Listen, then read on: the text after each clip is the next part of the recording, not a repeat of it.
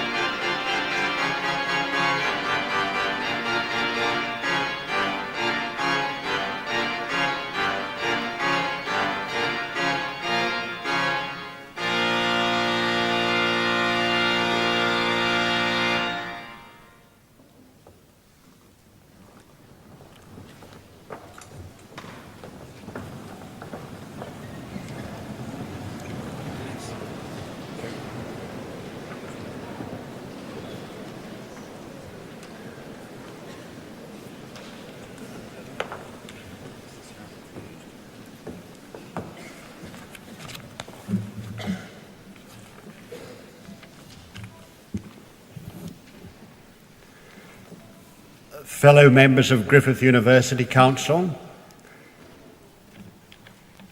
Vice-Chancellor of Griffith University, Professor Roy Webb, special guest, Professor Barry McGaw, staff and students, including, of course, graduating students, ladies and gentlemen. As Chancellor of Griffith University, I am pleased to welcome everyone, and I thank you for joining us on this special occasion. Graduation ceremonies are part of the rich tradition of universities worldwide. They allow public acknowledgement of the achievements of graduating students and afford an opportunity for family, friends and peers to join in celebration of those achievements.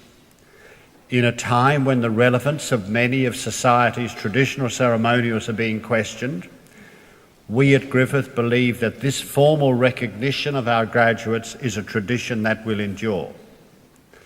Our graduates will shortly come forward to be individually acknowledged. We will share their pride, and I offer warmest congratulations to each of them. This evening we extend a welcome to Professor Barry McGaw, Director of the Australian Council for Educational Research. Professor McGaw has had a distinguished career in education, and we are pleased that he has joined us this evening to deliver the occasional address. Many of you may not be aware that Griffith is now the 8th largest university in Australia in terms of funded student load.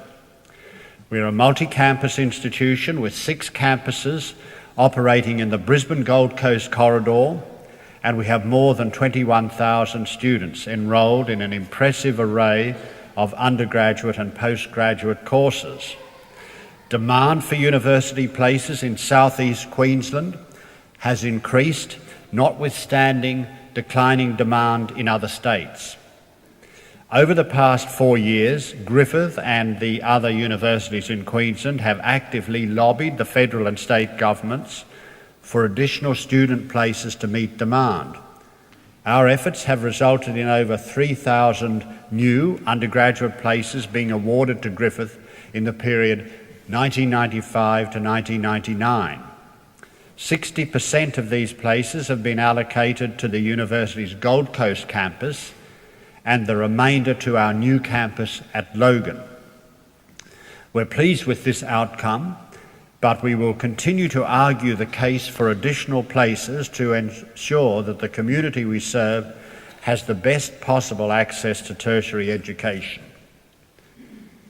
The demands of teaching and research in a multi-site institution with staff and students accommodated at campuses located along a 60-kilometre corridor are complex. On 1st July last year, the university adopted a new academic and administrative structure designed to better manage the related activities of our multi-campus operations. New faculties and schools transcending campus boundaries have been established to foster academic coherence in teaching and research and to provide a greater range of academic opportunities for students at all campuses. The new structure is supported by a microwave link connecting the university's Nathan, Mount Gravatt, Logan and Gold Coast campuses. This telecommunications backbone provides high-speed transmission of image, sound and data between the campuses and provides a great degree of flexibility in delivery and access to information for teaching, research and administrative purposes. The university's new campus at Logan, which admitted its first students in February of this year, has been designed around learning centres.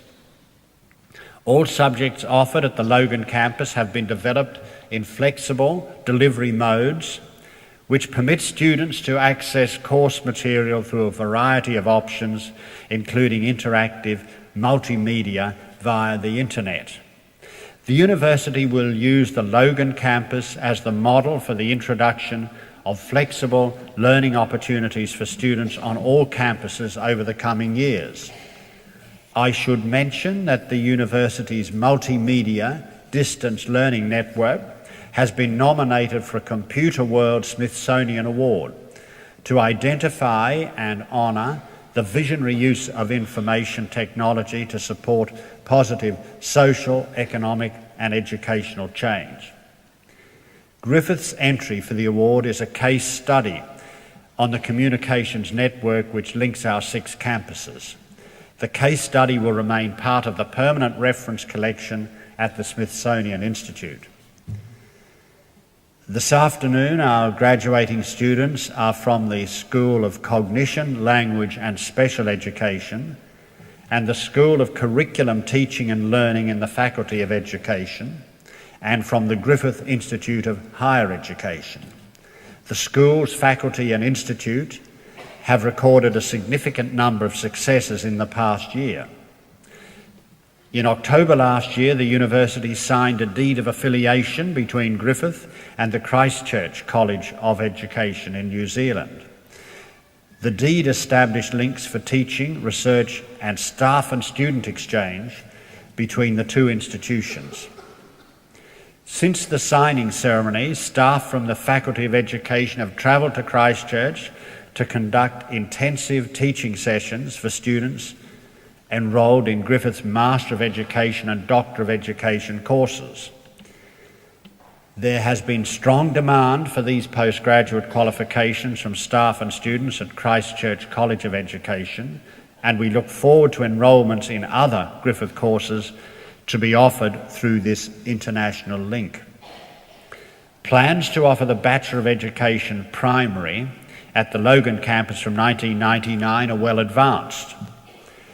Feedback from prospective students indicates a strong demand for this course, and we shall look forward to welcoming the first cohort of students to Logan in February. The faculty is also reviewing its curriculum in the Bachelor of Education courses offered at the Mount Gravatt and Gold Coast campuses to ensure that students on both campuses have the best available choice of subjects. Over the past 18 months, staff from the School of Curriculum, Teaching and Learning and the School of Cognition, Language and Special Education have been working with officers from the Department of Education in the development of a kit to assist principals and teachers in regular schools to work with students with disabilities. The kit, which was officially launched earlier this month, was funded by a special grant of $248,000 from the Department of Education. Last year, these schools also provided specialist training for a group of 20 Indonesian teachers involved with special education for children with disabilities. The training program combined lectures with placements in special schools to permit the participants to develop special education strategies for application in Indonesian schools on their return. The Griffith Institute for Higher Education offers courses in higher education, as the name implies. Last year, the Graduate Certificate in Higher Education received international accreditation from the United Kingdom's Staff and Educational Development Association. The association is the world's leading organisation recognising training programs for staff in the tertiary education sector and has accredited 30 courses worldwide. The Griffith Institute for Higher Education Certificate is one of only 2 Australian courses to be accredited by the association. Let me return now to our graduating students. We're here this afternoon to give them the recognition that is their due. With their studies now complete, they're ready to formally receive their awards. All will have acquired the knowledge and skills called for in their chosen fields of endeavour. More importantly, they will also have acquired a set of generic learning skills. An ability to critically analyse information and form considered opinions will remain with them throughout their lives. I congratulate all of them on their achievements and express our warmest wishes for their success in their future careers. I now call on the Dean, Professor Marilyn McMenamin, to present the graduates from the faculty who are to receive their awards at this ceremony.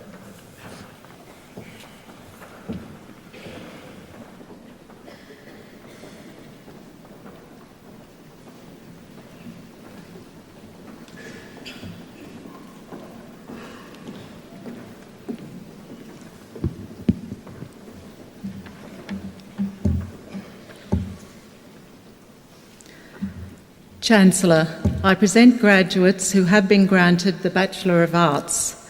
Natalie Barnett.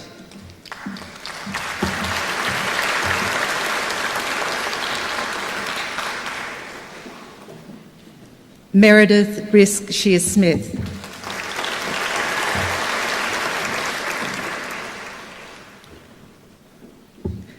Lee Cusack.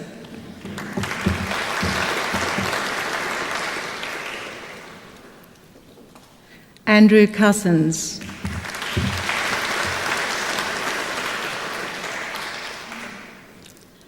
Dawn Evans.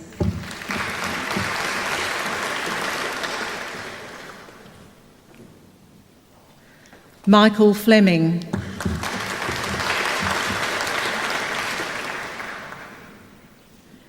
Chris Marshall.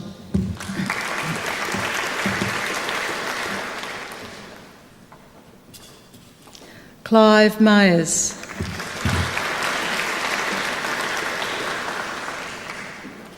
Katisha Pavlovic.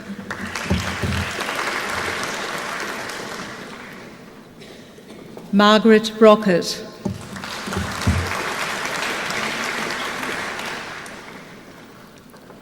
Vicky Tan.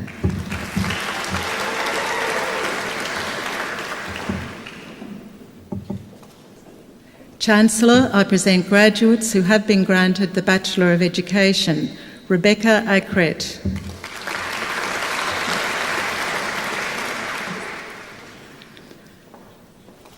Lorelei Ellen.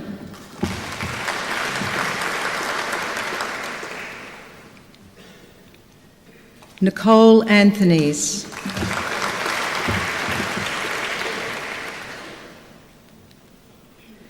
Janet Aschenbrenner.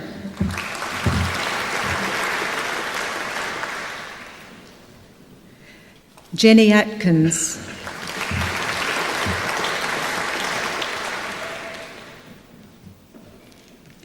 Kerry Barr.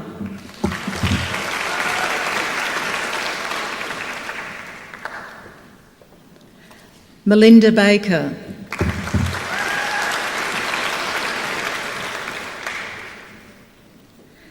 Kathy Ballinger.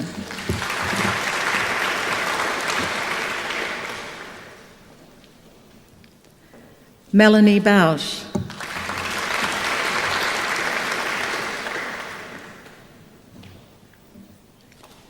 Karen Berger.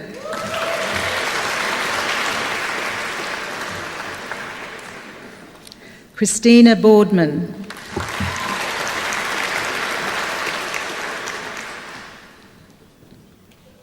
Gretchen Borhils.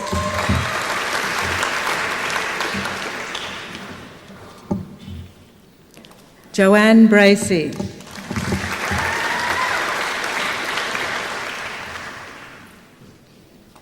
Kelly Brennan.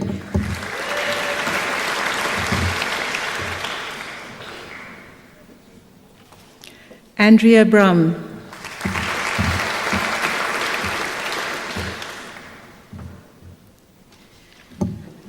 Marina Byrne.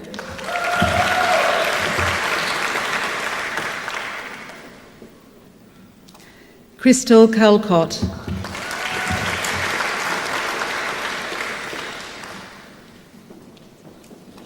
Vanessa Culver.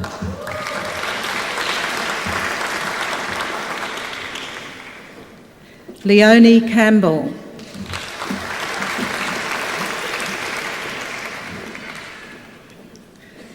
Julie Canham.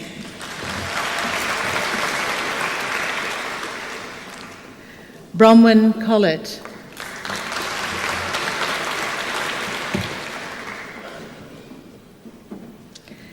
Megan Colley.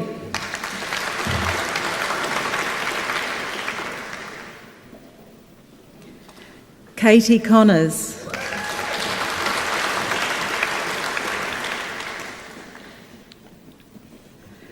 Jason Cook.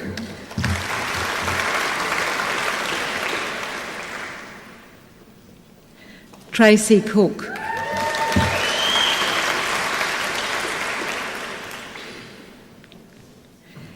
Emma Cornish.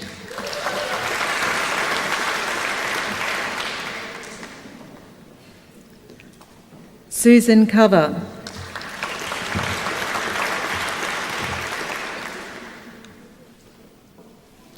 Fiona Cox.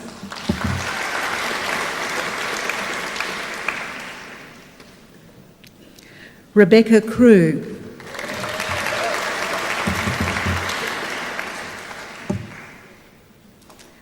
Candida Darburga.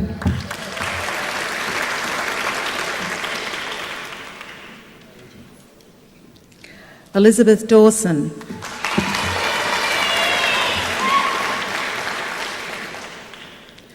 Irene DiMarchi.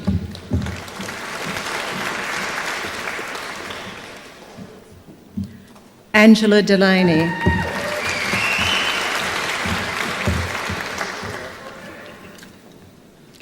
Fiona Devlin.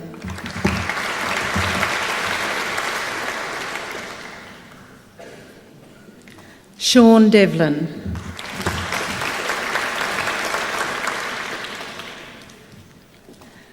Bronwyn Dulroy.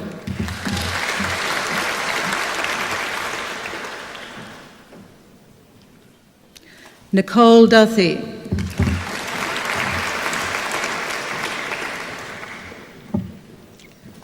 Stephanie Eales.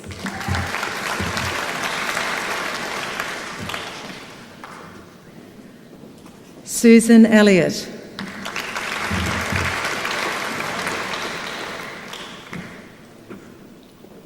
Angela Evans.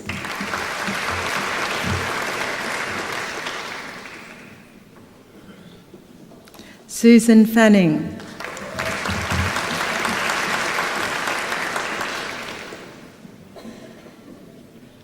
Joanne Fish.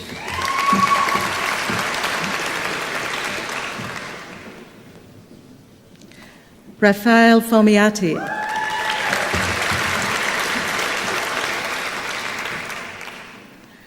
Sky Frecklington.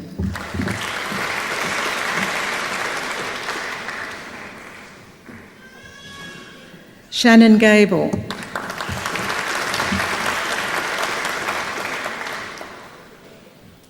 Kerry Garlick.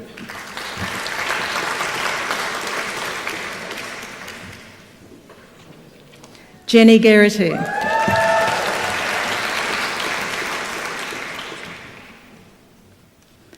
Darcy Goodall.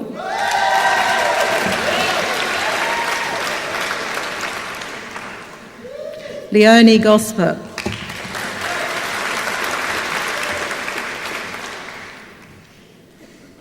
Isaac Grayson.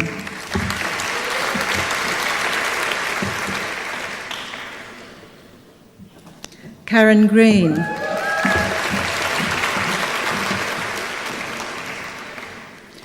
Matthew Gurr.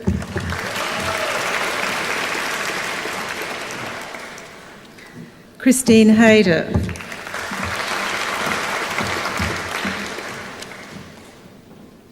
Fiona Haley.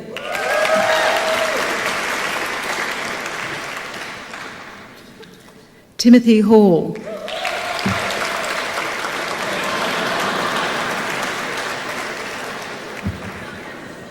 Roanne Hancorn-Smith.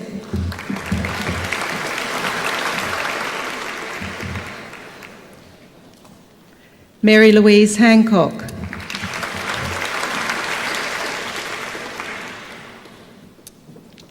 Darren Harvey.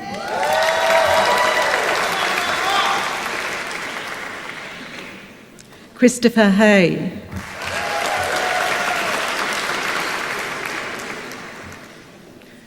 Tammy Hay.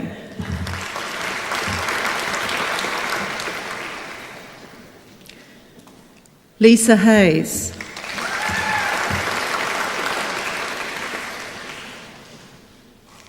Catherine Hayward.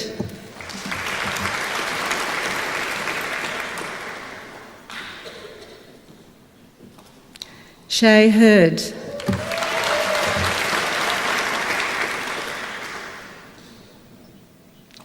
Jacqueline Hurst.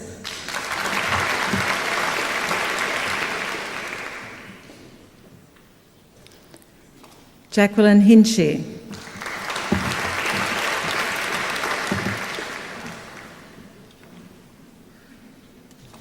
Nguyen Kim Huang Lee.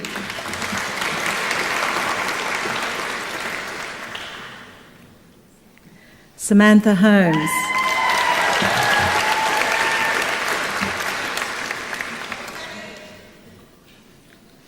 Candice Holt.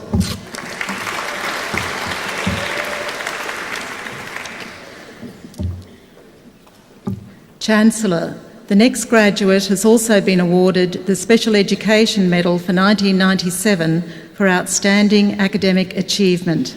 Linda Houston.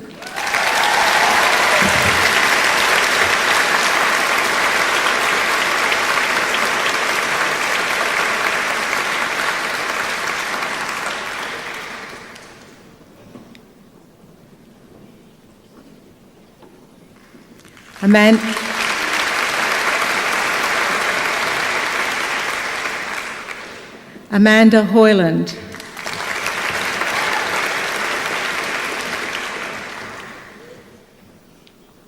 Cameron Hughes.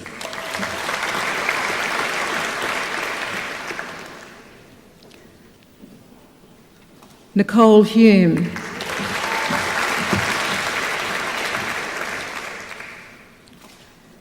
Karen Humphreys.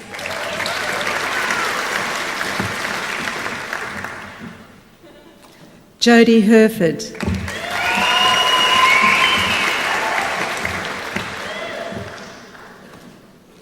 Christine Jackman.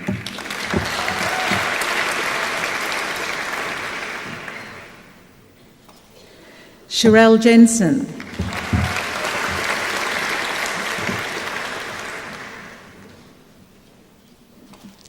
Trish Johnson.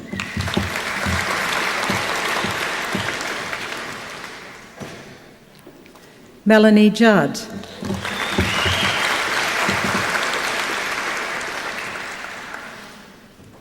Rosemary Kalamafori.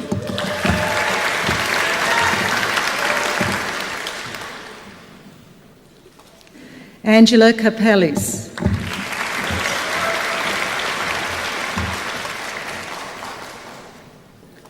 Vanessa Keane.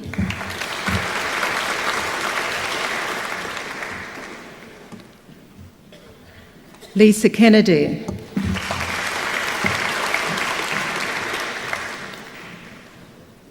Yvette Kennison.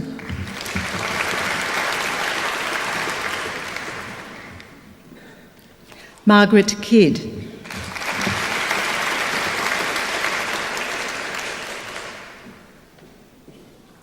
Suzanne King.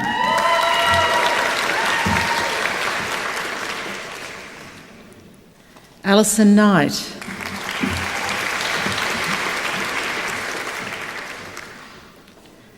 Tanya Kraft.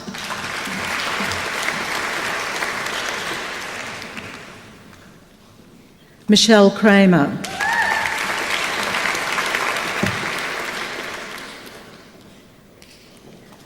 Anthony Crook.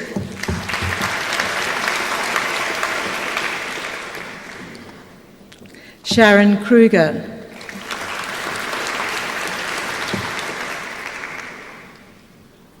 Lisa Kudzis.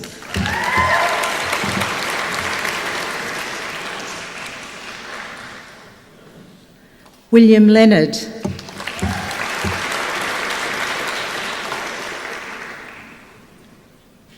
Janine Locke.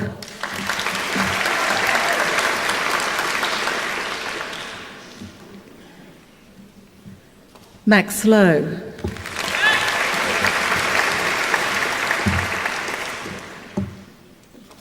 Mandy Lovell.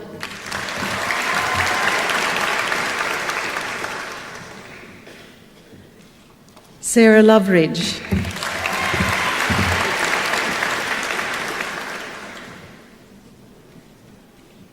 Craig Liner.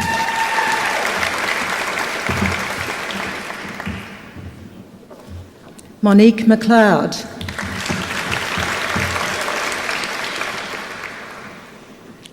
Christopher Mallett.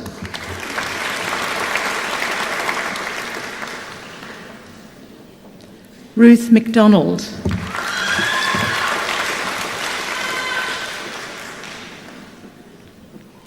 Danny McGlynn.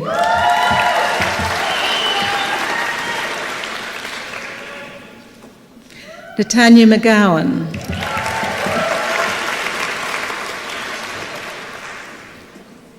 Bianca McIntyre.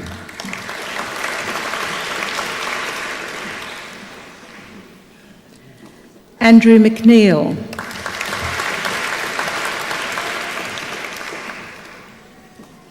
Fiona McPherson.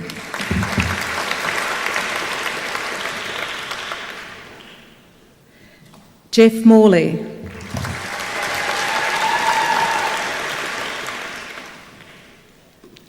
Lisa Nagy.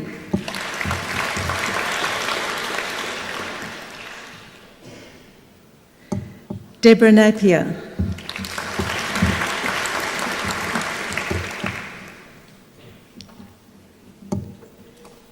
Emma Newell.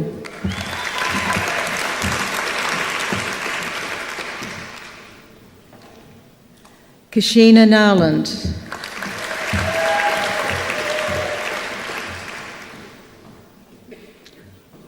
Brooke O'Connell.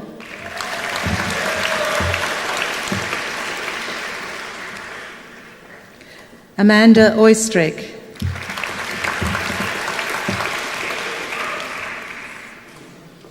Sarah Olsen.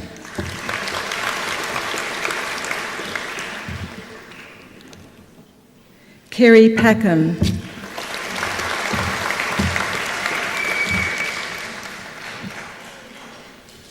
Diane Parish.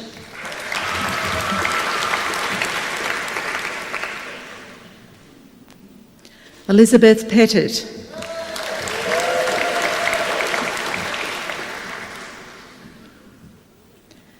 Katie Phillip.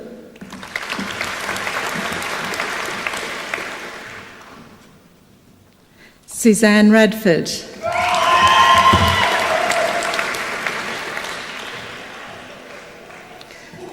Maya Rauschlik.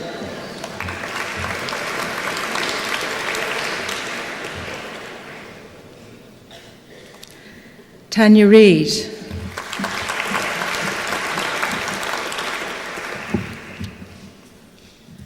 Duncan Ree.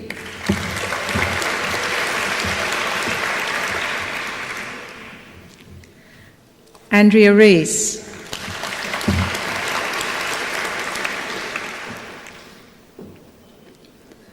Olivia Rich.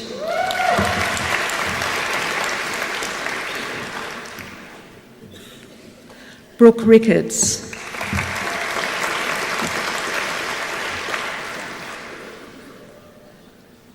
Tara Robbins.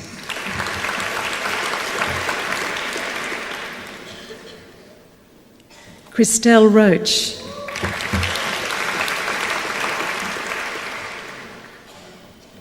Natalie Ross.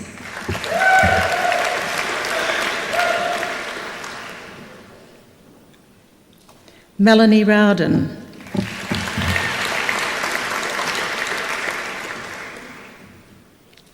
Devon Russell.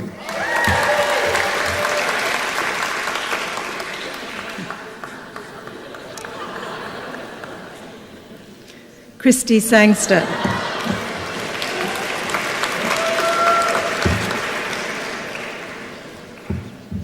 Ralphine Sawyer.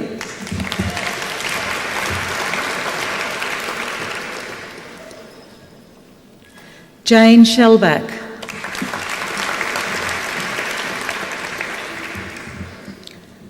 Rachel Shannon.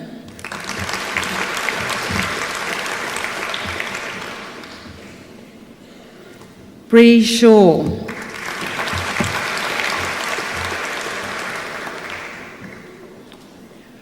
Gina Shvetsov.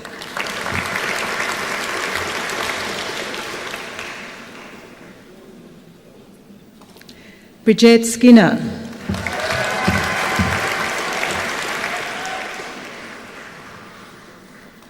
Philip Sukun.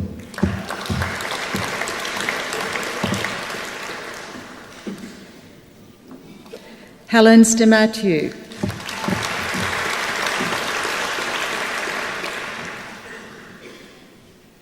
Rachel Stamp.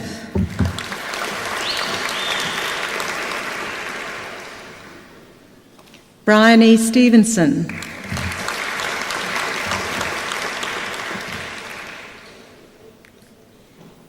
Ainsley Strain.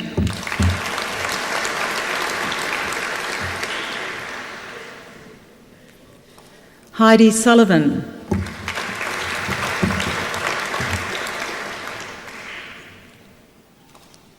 Vicky Thorburn.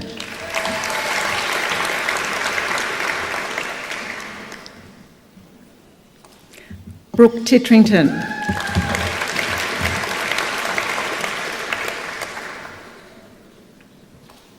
Nadine Toigo.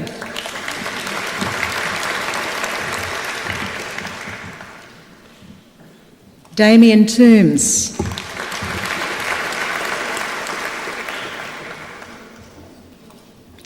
Deanne Torrisi.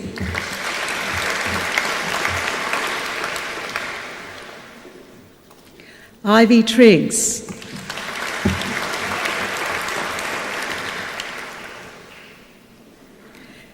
Aaron Tooney.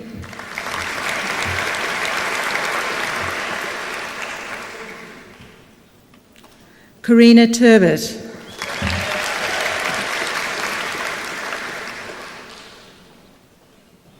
Hannah Turbot.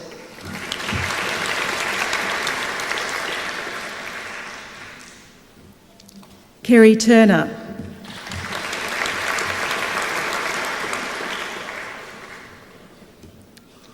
Christy Turner.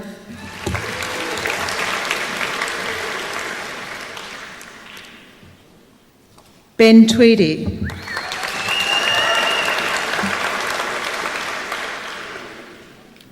Donna Waters.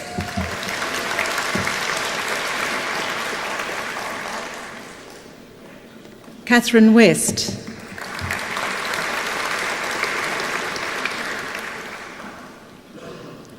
Jane White.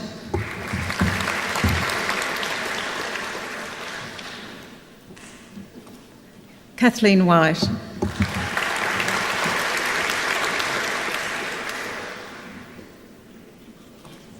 Kirsty Whitlock King.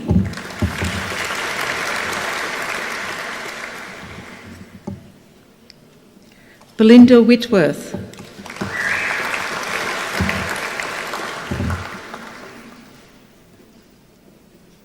Julie Wilson.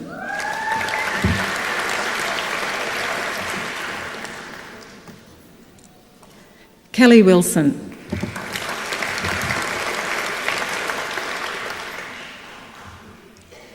Christy Wong.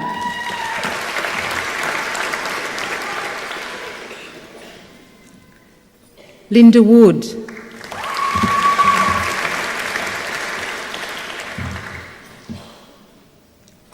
Anna Parsons.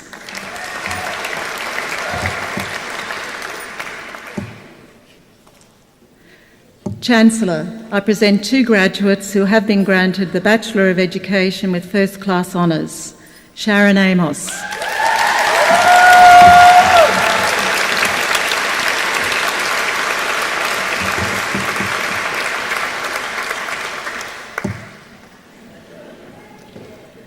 Anna Plunkett.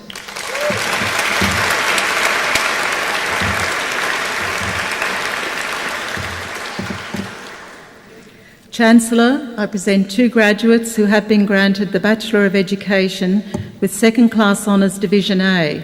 Nicole Lakidis.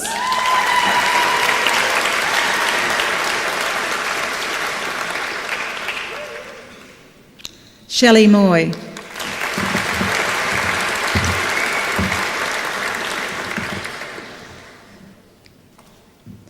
Chancellor, I present two graduates who have been granted the Bachelor of Education with Second Class Honours Division B.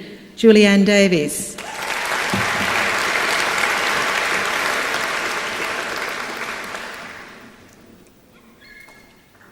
Arthur Henry.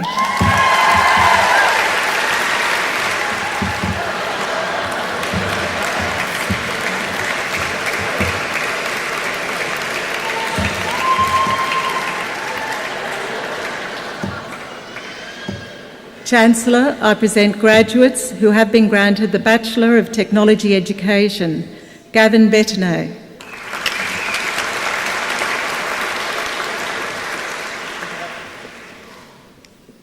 Lauren Spurn.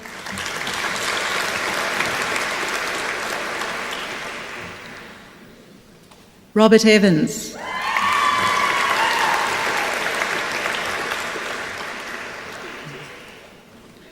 Rena Gamble.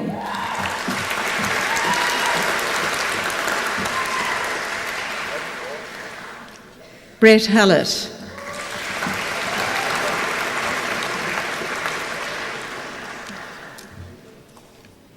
Ross Haylock.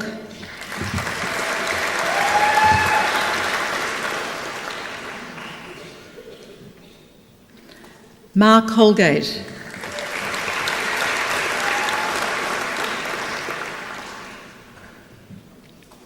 Grant Mills.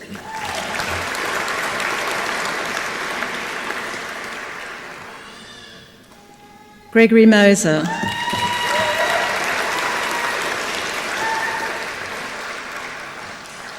Brad Pledge.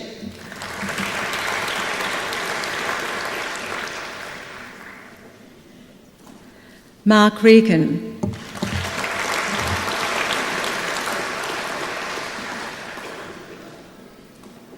Dean Seafeld.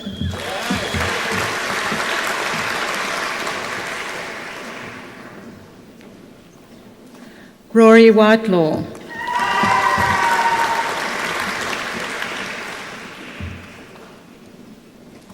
Stephen Wong.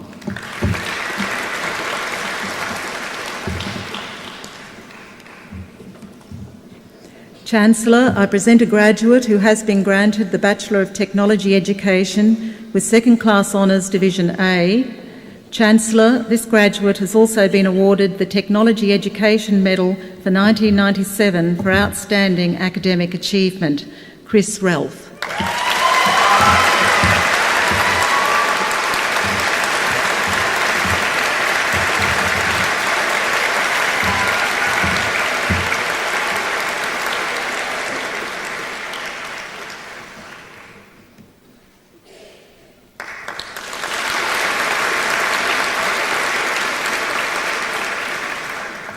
Chancellor, I present graduates who have been granted the Graduate Certificate in Applied Linguistics. Huguette Brassine.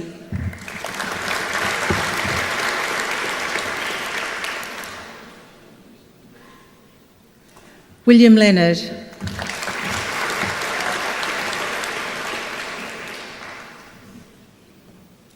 Nedra Purnell.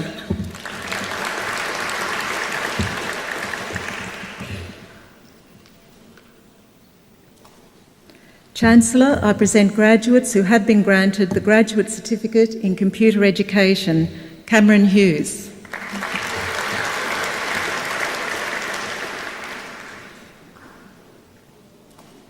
Robert Nichols.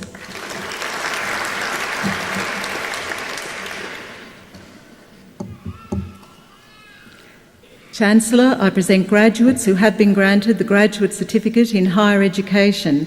Jay Browning.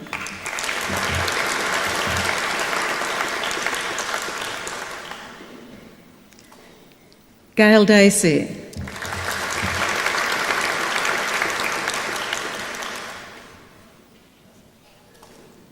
Darryl Jones.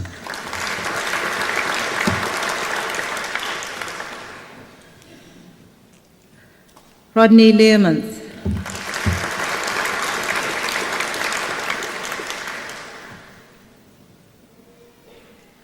Michael Marr.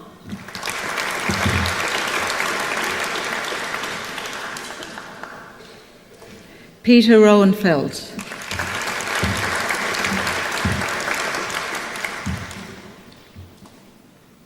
Chancellor, I present two graduates who have been granted the Graduate Certificate in Special Education. Roberta Longmire.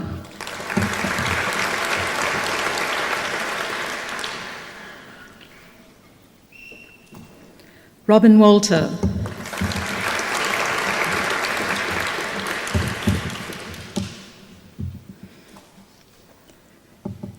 Chancellor, I present graduates who have been granted the Graduate Diploma of Education. Bonnie Ann Assman.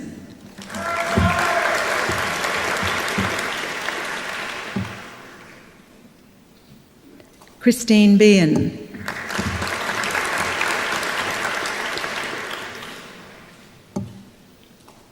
Sandra Bilio.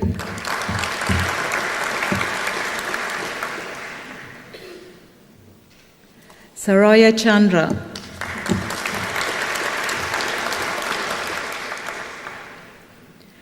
Stephen Clark.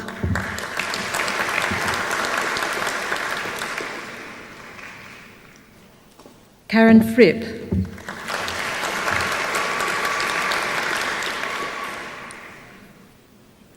Erin Hardkey.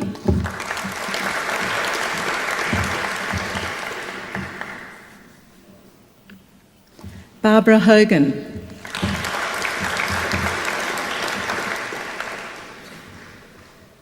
Brian Joy.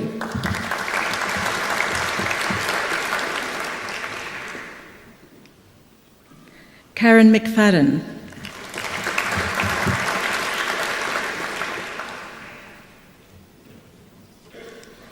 Elizabeth McNamee.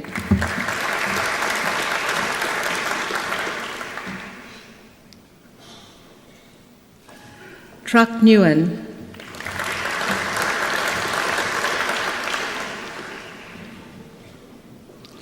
Chung Ping Ning.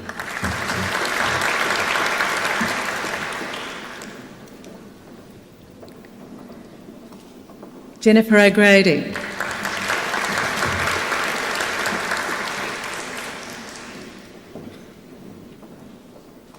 Craig Peters.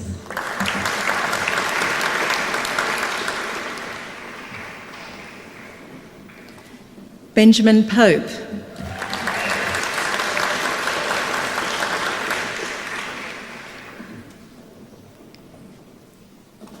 Colin Purnell.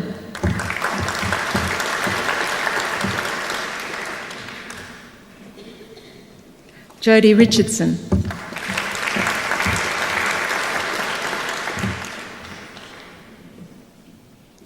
Matthew Salter.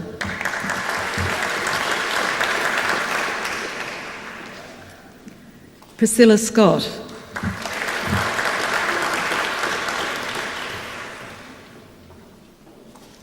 Stefan Stavros.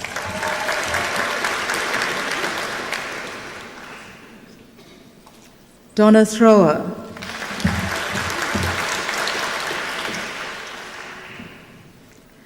Carly Wilkinson.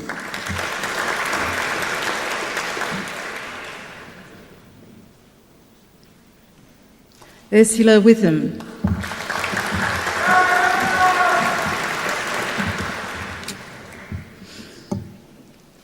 Catherine Wood.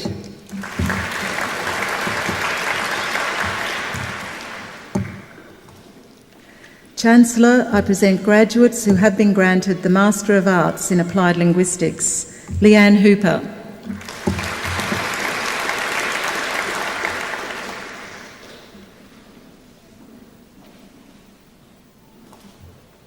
Iet Lau.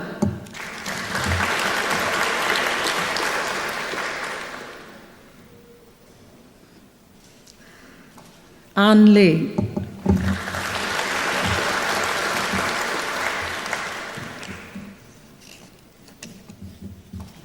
Bickley C.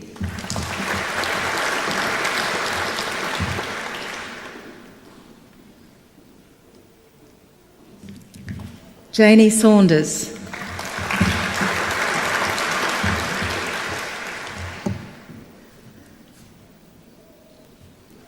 Alan Sykes.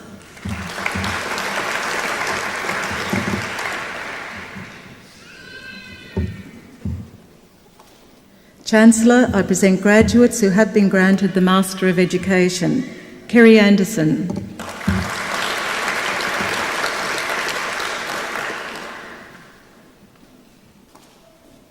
Chris Bell.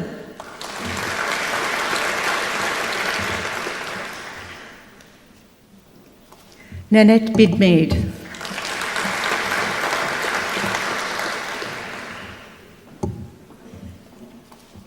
Margaret Crapnell.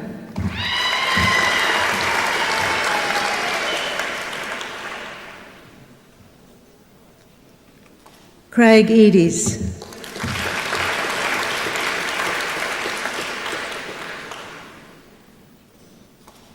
Kay Hartwig.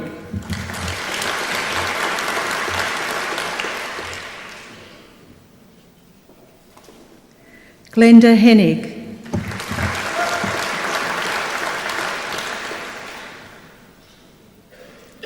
Margaret Kuhneman.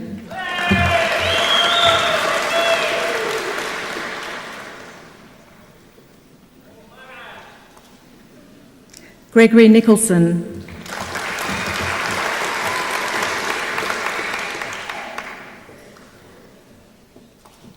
Saloti Rambuka.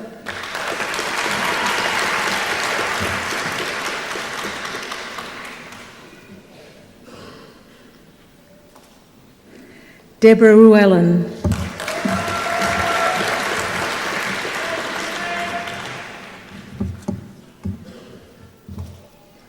Chancellor, I present two graduates who have been granted the Master of Higher Education. Linda Hort.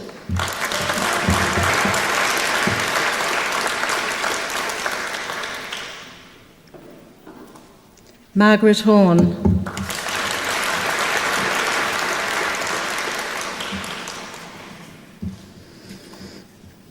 Chancellor, I present graduates who have been granted the Master of Special Education. Barbara Campbell.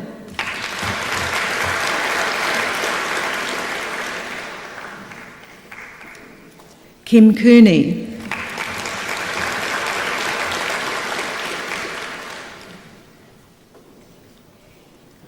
Carmel Cooper.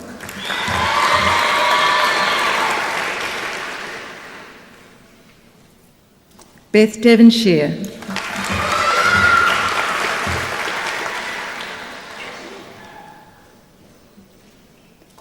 Karen Edison.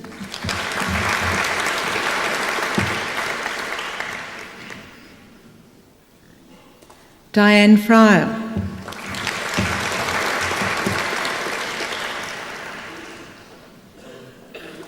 Kerry Geck.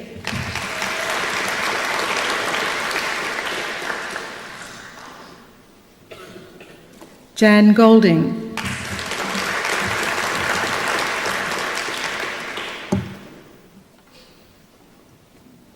Lorna Hill.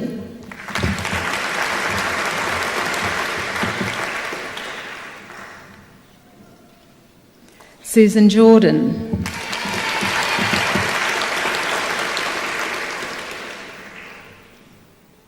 Robin Konofsky.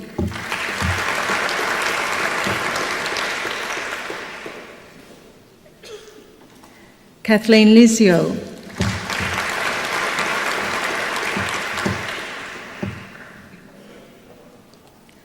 Carolyn McGrath.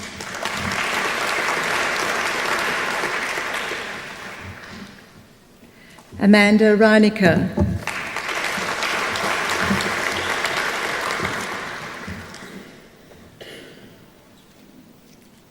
Peter Ann Ruolt.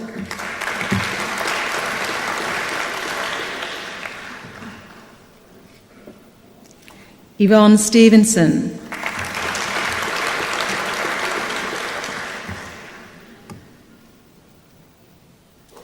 Amanda Wilson.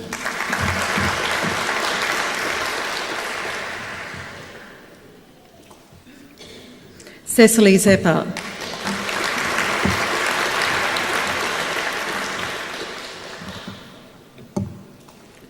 Chancellor, that concludes the presentation of graduates of the Faculty of Education.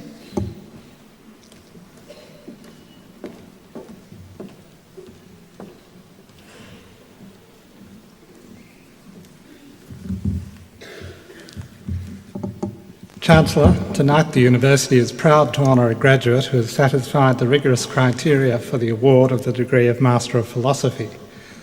Chancellor, Brian James Wheeler has been granted the degree of Master of Philosophy taken in the Faculty of Education. The title of Mr. Wheeler's thesis is Criteria for the Design and Evaluation of Technology Education Facilities, a study involving the development and trial of appropriate design criteria. Chancellor, I present Brian James Wheeler.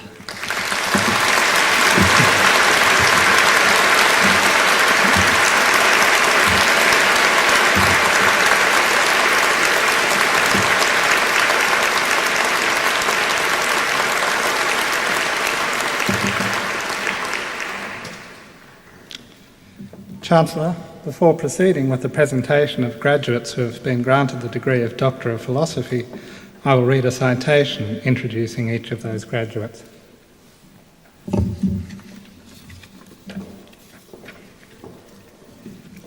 Tonight, the University is proud to honour its Doctor of Philosophy graduates who have satisfied the rigorous criteria for the award of the degree. Chancellor, the following graduates have been granted the degree of Doctor of Philosophy taken in the Faculty of Education. Dr. Castleton's study of workplace literacy policy and practice found that Australian workplace education and training programs are undergoing a period of rapid change, in particular with respect to language and literacy education. Dr. Castleton's thesis, using post-structuralist and discourse analytic approaches, documents the ways in which literacy is variously construed as a market commodity, a personal and a cultural resource, and a site for industrial contestation. The results revealed significant and systematic differences in regard to literacy among workplace trainers, employers, union representatives, and workers in training programs. These differences included issues as fundamental as the definition of literacy and its role in economic and cultural welfare. Dr. Castleton.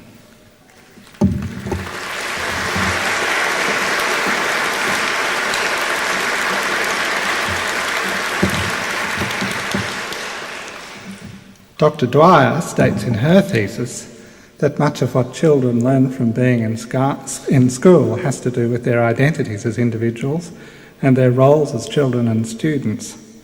Similarly, much of what researchers claim to know about children derives from observations in the school setting. Dr. Dwyer's thesis documents how it is that children in school deploy differing identity resources in their interactions with the teacher, the class group, and their individual peers, calling into question traditional theories of an essential childhood. Dr. Dwyer.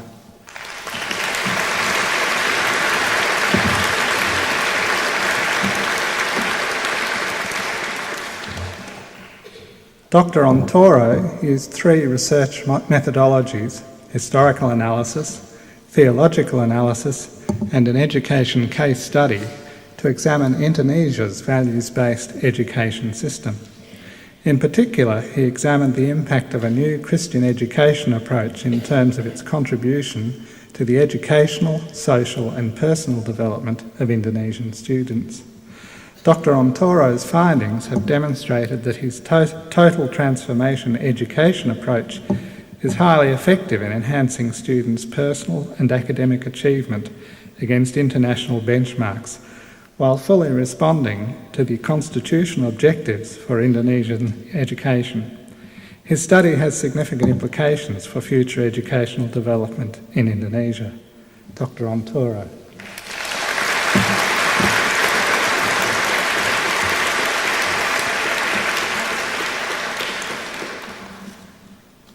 Chancellor, that concludes the introduction of Doctor of Philosophy candidates. I now ask that they be presented with their awards.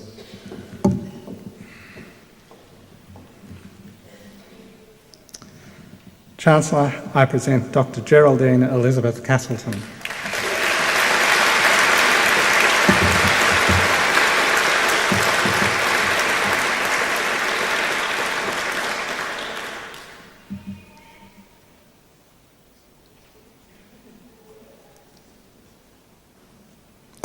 Chancellor, I present Dr. Bronwyn Margaret Dwyer.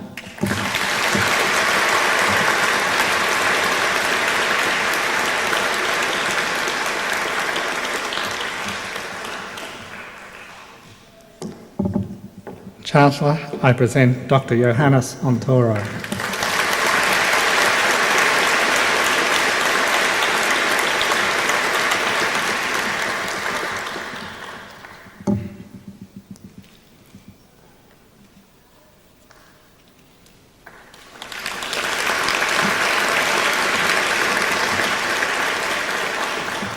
Chancellor, that concludes the presentation of Doctor of Philosophy graduates.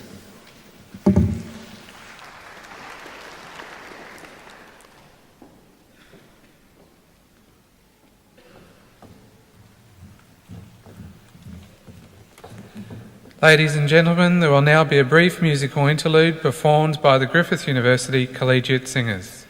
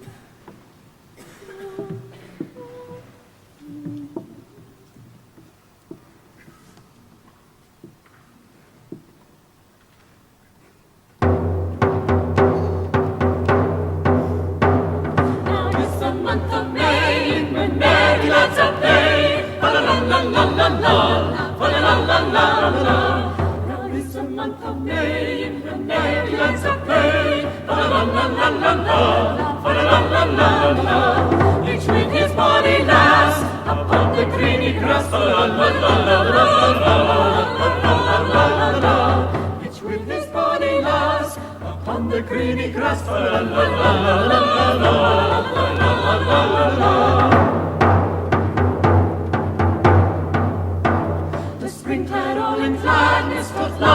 into sadness. The springtide all in gladness of laughter into sadness. And to the bagpipe sound, the nymphs tread up the ground. And to the bagpipe sound, the nymphs tread up the ground.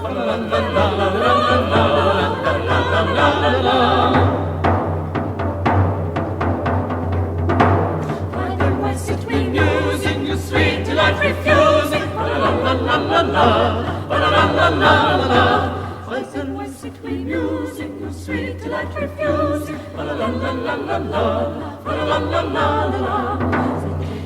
Let's make, shall we play barley break? Say, let's speak, shall we play barley break?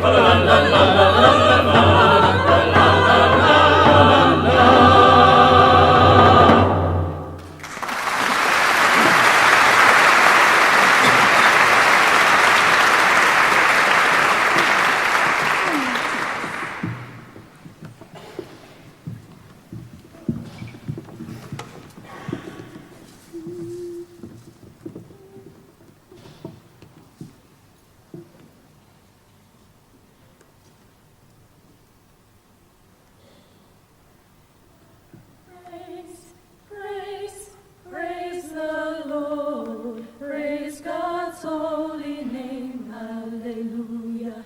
Praise the Lord, praise God's holy name, hallelujah. Praise God's holy name, hallelujah. Praise God's holy name, hallelujah. Praise God's holy name, hallelujah. Praise God's holy name, hallelujah. Praise the Lord, praise God's holy name, hallelujah. Praise the Lord, praise God's holy name, hallelujah. Praise God's holy name, hallelujah. Praise God's holy name, hallelujah. Praise God's holy name, hallelujah.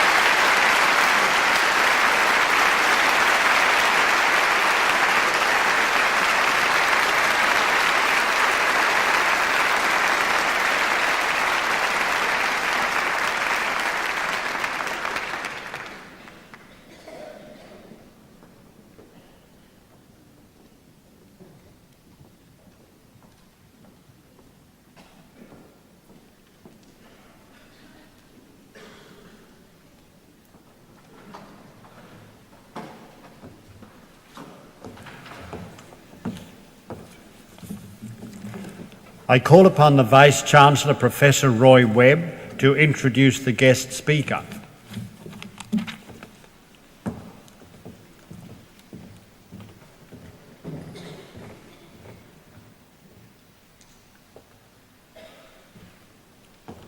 Chancellor, our guest of honour, Professor Barry McGaw, is the Executive Director of the Australian Council for Educational Research, a national, independent, not-for-profit educational research and development organisation. Having completed at the University of Queensland a Bachelor of Science degree in 1961 and a Bachelor of Education with first-class honours in 1969, Professor McGaw worked as a secondary school teacher in the Queensland Department of Education before being appointed as a Senior Research Officer in the Department's Research and Curriculum branch. In 1969 he went to the United States and completed a Master of Education degree in 1970 and a Doctorate of Philosophy in 1972 from the University of Illinois.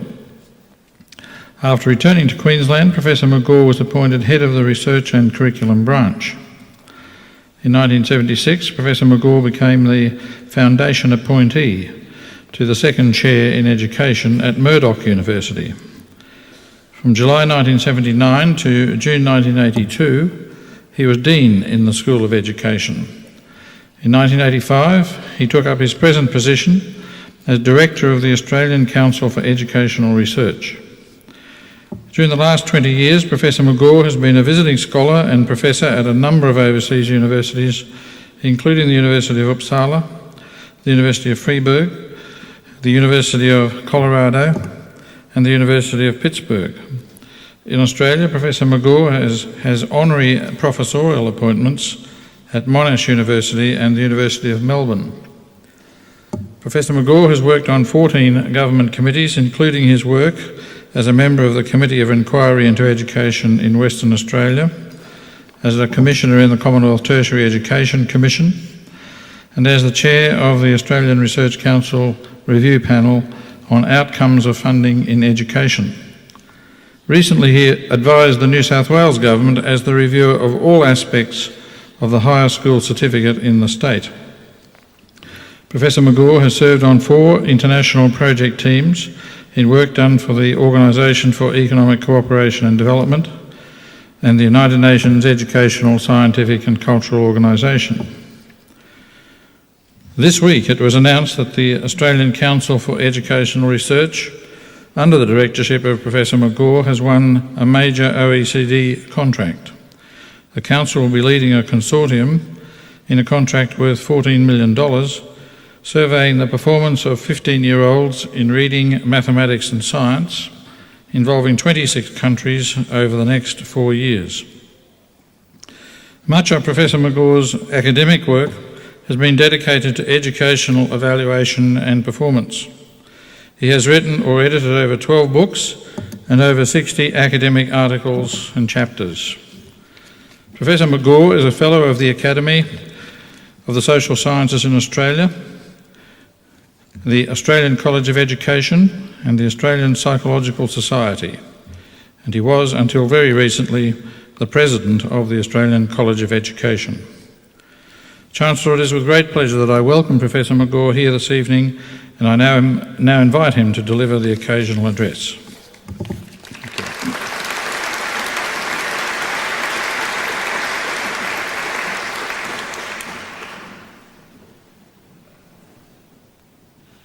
Well, this is a serious night.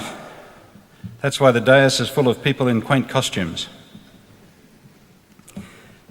These costumes declare a connection with scholarship and teaching across many centuries, and we've all dressed up to honour those of you who've graduated tonight. For all of you, tonight is an important point of transition.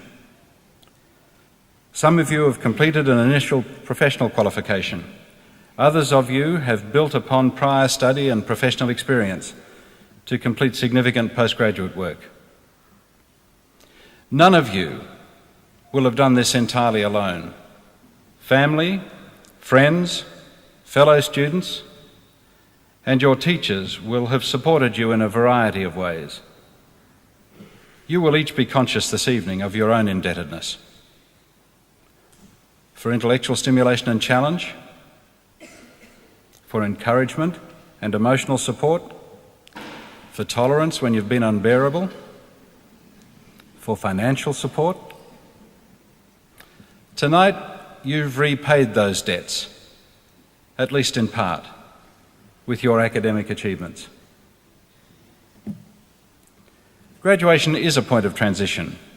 It will be an end of an important period of development, and I hope for most of you, a period of indulgence. I hope that it has been a precious time of intellectual exploration, as well as focused study.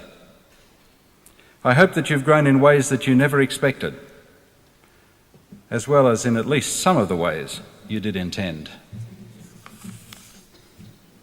For many of you, graduation marks the end of an initial professional preparation. Some of you may not have found immediately the entry to the professional practice that you hoped for, or perhaps not to the specific practice that you sought. All of you, as graduates of the Faculty of Education, have some connection with the profession of teaching. And it's a profession whose status is under some threat. One threat comes from a reduction in demand for new teachers. Now, if that reduction were due only to the demography of the school-age population, we would have no real grounds for concern. But it is not. It is due also to a reduced commitment to education as a public good and a reduced willingness to commit public funds to the enterprise. Because schooling is predominantly a public sector enterprise, it is particularly at risk.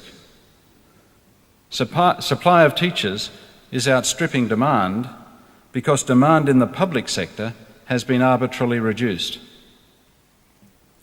Victoria provides perhaps the most marked recent example. When Victoria set about reducing government expenditure, it dramatically reduced its educational expenditure by removing more teachers from its public school system than there are teachers in the whole of Tasmania.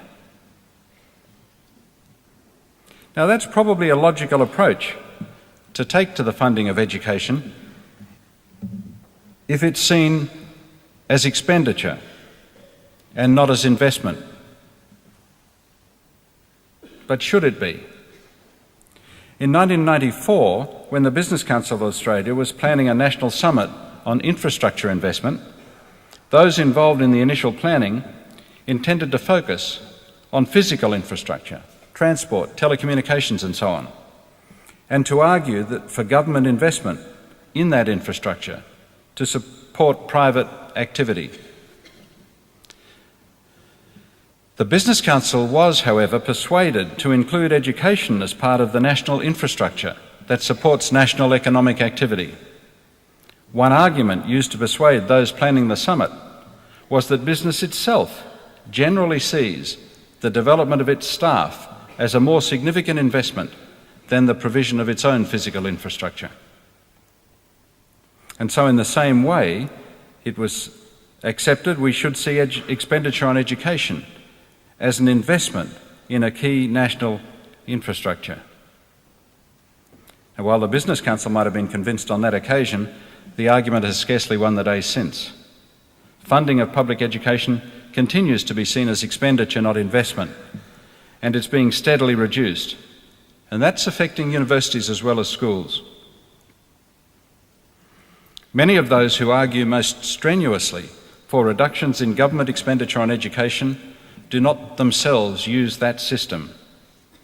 They are much more likely to use well-endowed private educational facilities for their own children, and they are often willing to invest heavily to gain access.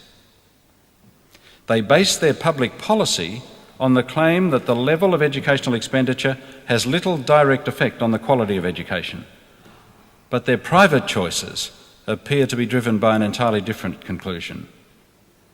Making the investment decision a matter of private choice advantages those with the personal resources to exercise that choice. At university level, a reasonable case, in my view, can be made that some of the benefit of education is private and that some of the contribution to its funding should be private. The great benefit of the ingenious Australian Higher Education Contribution Scheme, HECS, is that it obtains that private contribution after the event, and so does not erect a barrier to entry for those without the means to pay up front. The introduction of full fee places in Australian universities is a different matter, in my view. This approach gives those with the means the opportunity to invest in their own education with preference over others with superior entry qualifications but no capacity to gain access in the absence of public support.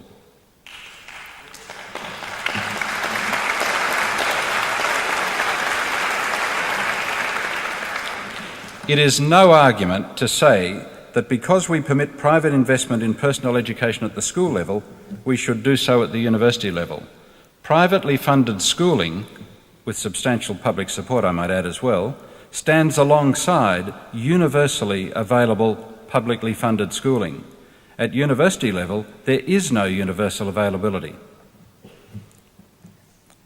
The threat to the teaching profession of a reduced commitment to education as a public good is an external threat, but there are internal threats to be faced as well. One is the threat to the nature of professional training for teachers.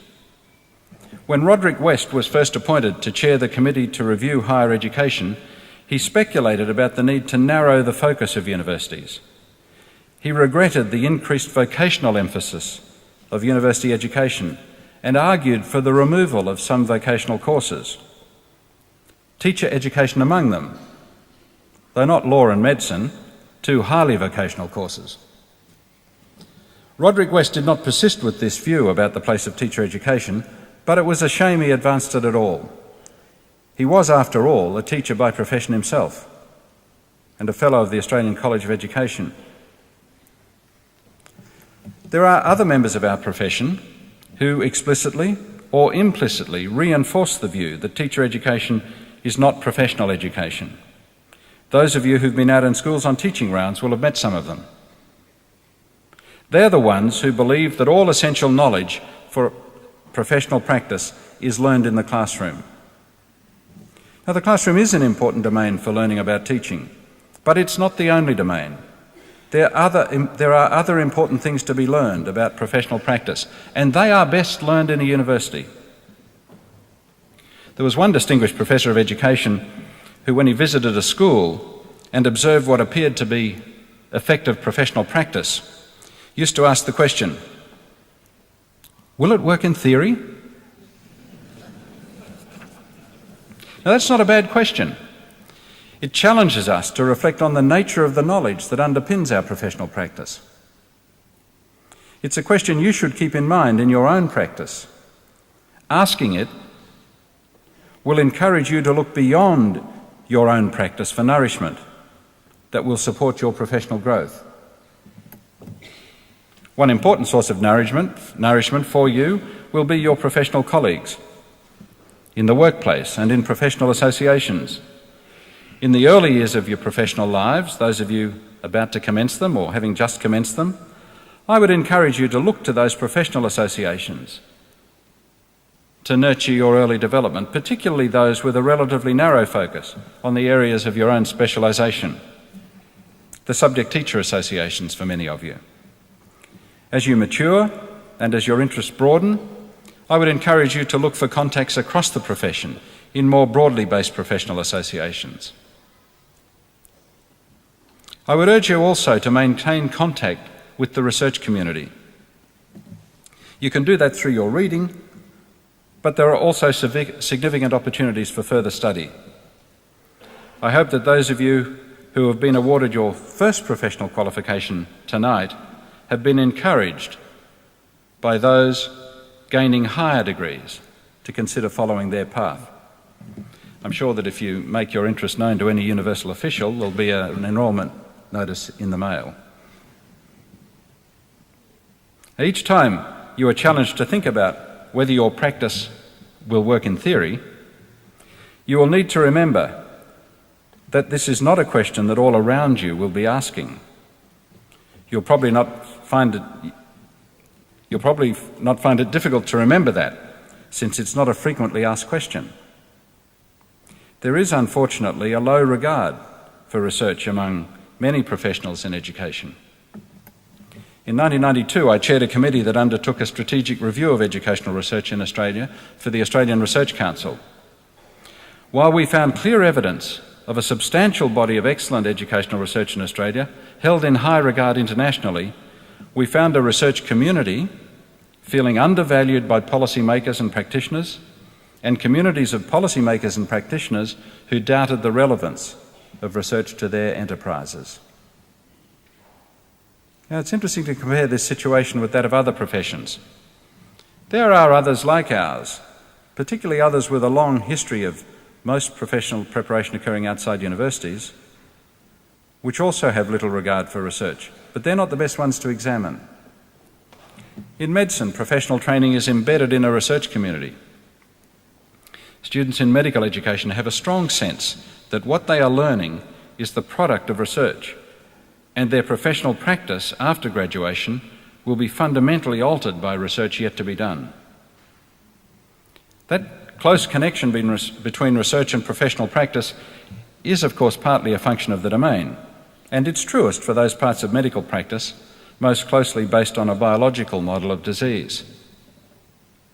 But consider psychology as another example. Here, the connection with professional practice is weaker, and there are also divisions between the communities of researchers and practitioners. You can see this in the Australian Psychological Society. Many academic psychologists do not join this broad professional society, preferring instead to join specialist research groups.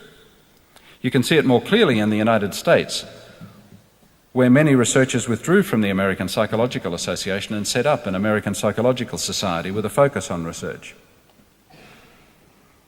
The story of the Australian Psychological Society, however, remains more encouraging. That society maintains a structure and program that accommodates both researchers and professional practitioners, and it continues to publish research journals. When I was on the council, I remember that surveys of members showed that many of them expressed the view, professional practitioners in particular, expressed the view that they did not want to be a member of a society that did not publish a scientific journal. Even those that didn't read them said this. Now contrast that with the Australian College of Education, whose members used to receive the Australian Journal of Education as part of their subscription, but who no longer do because of complaints that it was too academic and too research-oriented. Now, it's interesting to think about why there is a generally low regard for research in the education profession. One reason I've already referred to. It lies in the history of the isolation of teacher education from universities. In the former teachers' colleges, training was the responsibility of good practitioners, and much training amounted to the provision of nothing more than tips for teachers. It was an apprenticeship scheme without a strong intellectual underpinning. The move of teacher education fully into universities offers the prospect of significant change. There is a strong research tradition in universities, particularly in some of the universities, and this is one of them. One important measure of success in research in universities in Australia is winning research grants from the Australian Research Council. And we found in our review that in the social sciences, educational researchers were second after psychologists and ahead of economics in the acquisition of new research grants. No other field in the social sciences was winning as much research funds. Of course, if you expressed it on a per staff member basis, education wasn't doing so well because there were so many more education academics. Despite this strengthening in educational research, things will not change quickly because the majority of the teaching profession trained a long time ago and trained predominantly in the teachers' colleges. Those of you entering the profession for the first time will need to be conscious that you will face strong socialisation into a profession that generally attaches low value to theoretical issues and to research, and seldom asks the question, will it work in theory? Now that may be unnecessarily pessimistic, because there are changes abroad, There is a growing tradition of teachers as researchers, analysing and reflecting on their own professional practice. One good example of this was the National Schools Network, which was funded by the Commonwealth Government and had strong support from the Australian Educational Union and other teacher organisations as well. All of you should see yourselves as agents of change. You should be the source of fresh ideas, and those ideas will be most useful if they are well grounded. You need to think too about the expectations you have of your own professional practice and growth. What will you offer the next generation of teachers who will join you? Will you have new understandings of your practice from your own and others' research? You need to look too beyond your own professional practice. What contribution will you make to public policy and education? Our profession has made significant contributions to public policy. We've shaped in significant ways the manner in which questions are expressed. Not just the answers that are given, but even the way we think about the issues. Change in the way in which equity issues are conceptualised is one good example. Now, we need to recognise, of course, that ours isn't the only legitimate voice. There are normative questions to be resolved, that is, questions dealing with values and purpose, and the profession has no special ownership of them and no privileged position from which to answer them. The profession does have special expertise on a range of technical questions, such as those to do with teaching and learning, curriculum construction, assessment, and so on, and we ought to use that expertise unashamedly. You now move beyond tonight's graduation to futures that will have opportunities and uncertainties. As you enter or extend your professional lives, I wish you opportunities for rewarding practice and opportunities for enriching growth. When you look back at the end of your professional practice, I trust you will see the ways in which you've enriched the lives of individual learners with whom you've worked. But I trust that you will also see the ways in which you have enriched the understanding of your area of professional work by continuing to build your theoretical understandings of your own developing practice. Congratulations.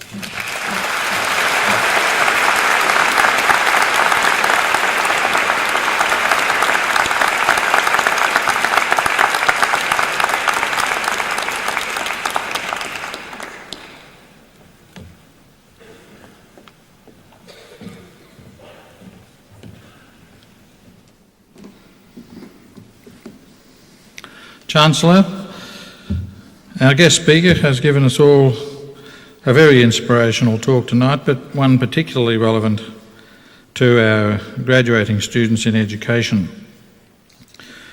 He has in fact taken us through, in a nutshell, whole tracts of recent history in higher education and in education in the schools, and has, I'm sure we've all noted, made a number of points we're going to think about in the days to come. In particular, he has drawn starkly to attention the impact of recent interest in marketisation and privatisation and deregulation on the quality of expenditure and the quantity of expenditure in education in Australia, both at the school level and at the university level. And we are, of course, particularly concerned about that tonight, both from the point of view of universities and schools, in view of our graduating group here tonight. But he has, I think, particularly drawn attention to the important nexus between teaching and research, which as a university we're strongly committed to in general, but he has illuminated it from our point of view in relation to the teaching profession, which of course until recently was not linked to universities, or was, but not systematically through the country, but now is.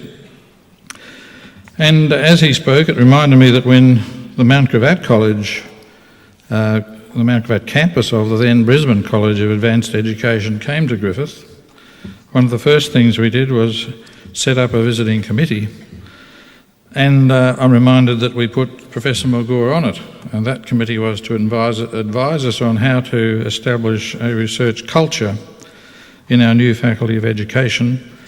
And he spoke himself tonight about the success of that exercise, about which we're very pleased. And he's reminded our graduates to keep in mind the research teaching nexus in relation to their own professional practice throughout their whole career, in terms of joining professional associations, reading research materials and seeing whether it works in theory as well as in practice.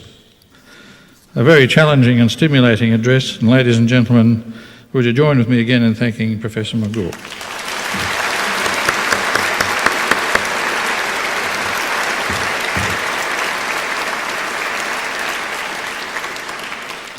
May I take this opportunity to congratulate our graduates, to wish them well in their careers, and to join our Alumni Association and stay in close touch with Griffith University. Thank you.